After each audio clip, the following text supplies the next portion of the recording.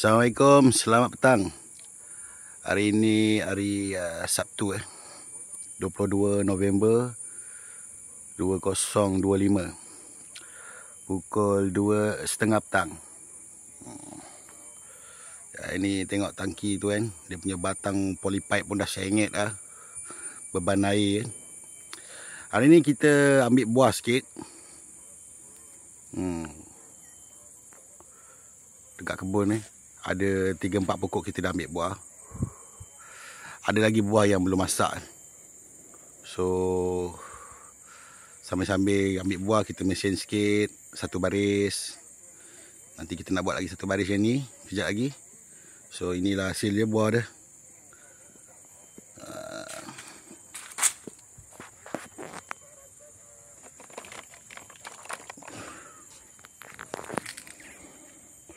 Fresh dari kebun, buah matua. So ada pokok yang belum lagi diambil buahnya, disebabkan pokok buah dia belum masak lagi. So tengok ni. Ni semua rumput dah naik tinggi dah. So ini benda ni kita nak akan buat lagi ni. Ni lah, orang kata 70% lah. InsyaAllah ada rezeki adalah. Pokok-pokok lain banyak yang saya dah ambil buah dia. Ada juga yang bukan rezeki saya, rezeki beruk.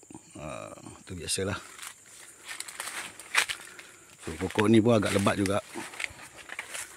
Ini pun belum lagi, mungkin dalam 70% juga. 70% belum masak. Mungkin 1-2 minggu lagi. So moga-moga ada hasil lah. Ni pokok yang sikit-sikit ada buah. Nampak? Tengok ni. Dia dah tukar colour tapi dia belum masak lagi.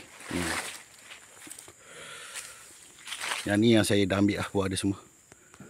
So ni buah dia agak manis. Rasa dia lychee. Memang likat rasa dia. Alhamdulillah, terima kasih. So musim akan datang kita akan InsyaAllah kita buat baris pula. So semak-semak ni disebabkan musim hujan sekarang dah datang. Ni pokok yang saya tebang, pucuk baru pun dah keluar. Sama juga yang tu, dua tu cantik naik dia. Tapi saya biarkan dia lah. Yang ni pokok-pokok besar. Pokok yang saya dah tebang buah, dah tebang lah hasil dia. Dia rasa kelapa pokok ni. Sama juga yang belakang, dah rumpung dah. Semua kita akan bagi dia rehat. Dalam 3-4 bulan rehat. Bagi makan balik, bagi dia subur balik, bagi organik balik, supaya kita neutralkan balik dia punya condition dia, kesihatan dia. Bawah pun kita dolomite balik kan, kita dah bersih siap-siap. Pokok ni pun dia macam orang juga dia perlukan rehat. Setelah penat dia keluarkan hasil untuk kita.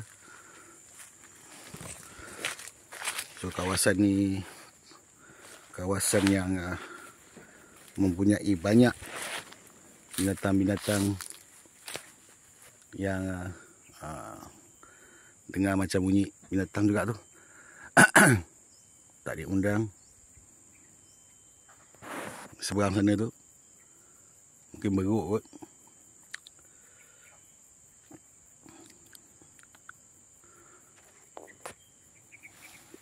Itulah, inilah dia kita punya condition pokok yang sudah habis musim kata orang, hujung-hujung lah kata orang.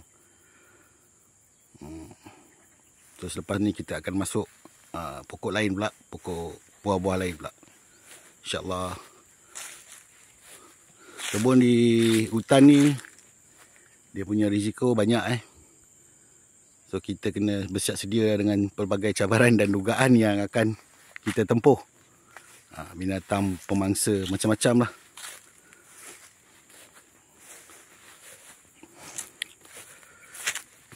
Luar kanopi ni kita telah racun So kita akan racun sekali lagi. Sebab musim hujan dia lalang cepat naik.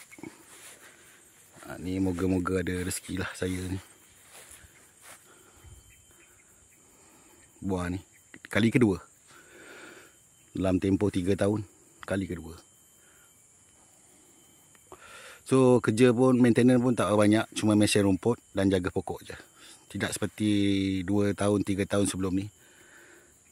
Penjagaan pokok, daun, dia punya